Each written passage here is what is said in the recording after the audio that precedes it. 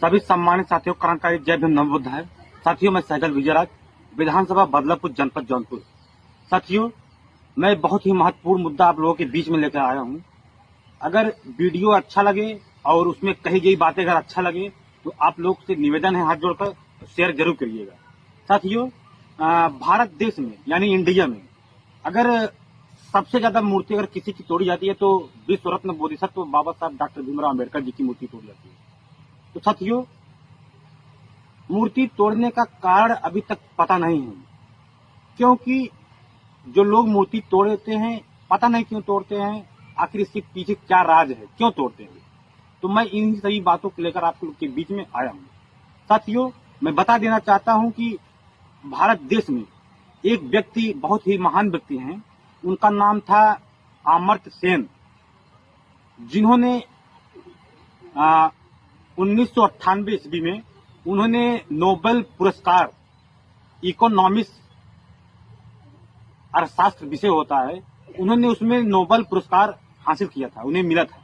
जो संविधान के रचयिता हैं विश्व रत्न बोधिसत्व बाबा साहब डॉक्टर भीमराव अम्बेडकर जी, वह व्यक्ति उनके द्वारा कहा गया कि बाबा साहब अर्थशास्त्र के बाप थे।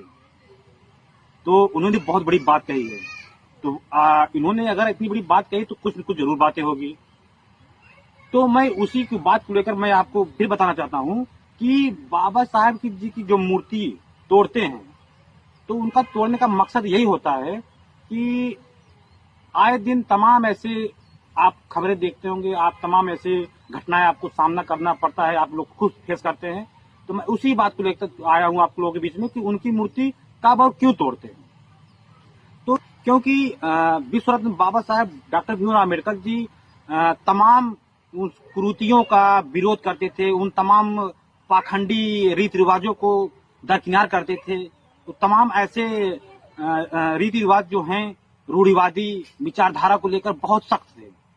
तो कभी ऐसे क्रियाकलापों को कभी न करते थे, न कभी मानते थे, न तो कभी संदेश देते भी थे।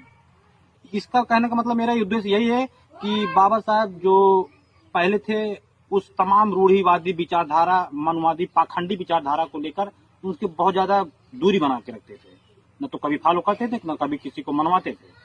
तो उनका मेन फंडा था, क्योंकि आए दिन लोग जो इस परंपराओं को, इस रूढ़िवादी विचारधारा को लोग फॉलो करते हैं, तो ये रही मूर्ति तोड़ने की वजह।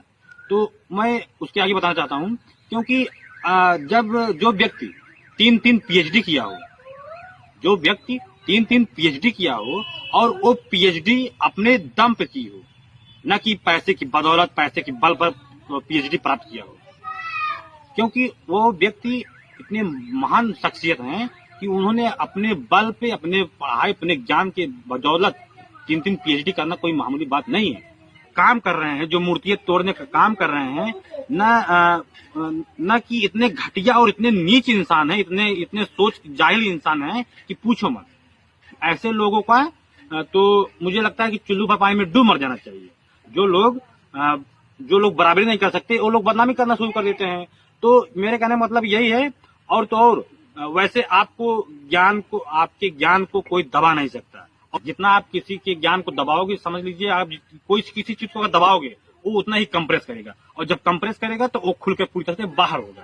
तो इसलिए बाबा साहब की मूर्तियों को जितना तोड़ेंगे, मेरे कहने का मतलब पूरा एक सारांश यह है कि बाबा साहब जी की मूर्तियां जितना लोग तोड़ेंगे, मनवादी धारा के लोग, तमाम पाखंडी लोग जितना बाबा साहब की मूर्तियां तोड़ेंगे, ये जान लीजिए कि बाबा साहब उतना ही तेजी से पूरे दुनिया में और ही उनका नाम होगा। तो मैं सभी सम्मानित साथियों को क्रांतिकारी जय भीम नमो बुद्धाय।